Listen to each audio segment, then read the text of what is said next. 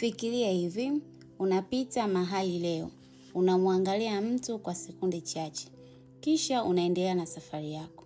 Miaka inapita, unamsahau kabisa, lakini yeye hajawahi kusahau. Inaonekana kama simulizi ya filamu, lakini kwa baadhi ya kasuku, hilo linaweza kuwa sehemu ya maisha yao.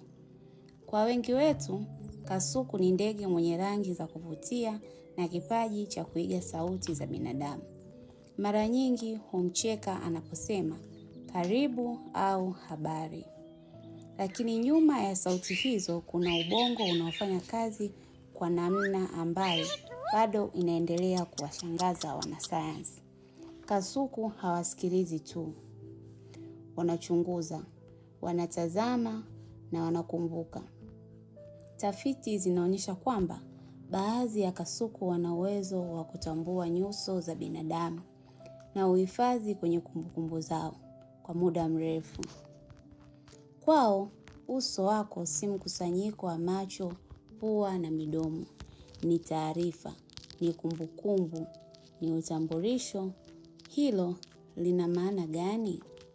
Inamaanisha kwamba mtu anayewaletea chakula kila siku, anayewatendea kwa upole na anayewatisha mara kwa mara, anaweza kubaki kwenye kumbukumbu zao hata baada ya muda kupita. Lakini huenda jambo la kushangaza zaidi si uwezo wa kukumbuka, bali sababu inawafanya wakumbuke. Polini maisha si rahisi. Kila uso unaweza kuwa tofauti kati ya usalama na hatari. Kila tukio linaweza kuwa somo la kuokoa maisha. Ndio maana ubongo wa kasuku umejifunza kutenganisha marafiki na maadui kwa umakini mkubwa. Na labda ndio sababu hawaishi kuiga sauti. Wanazisikiliza, wanazihusisha na watu, wanazihifadhi. Ndio maana kasuku anaweza kutunza, kusalimia kila anapokaribia. Si kwa bahati mbaya, bali ni kwa sababu tayari amekuunganisha na kumbukumbu fulani.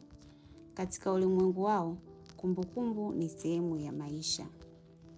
Na kadri sayansi inavyoendelea kufichua siri za ndege hawa, ndivyo tunavyozidi kutambua kwamba akili haipimwi kwa ukubwa wa ubongo pekee.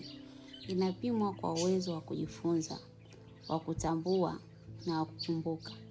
Kwa hiyo wakati mwingine utapokutana na kasuku, usiharakishe kudhani anakutazama tu.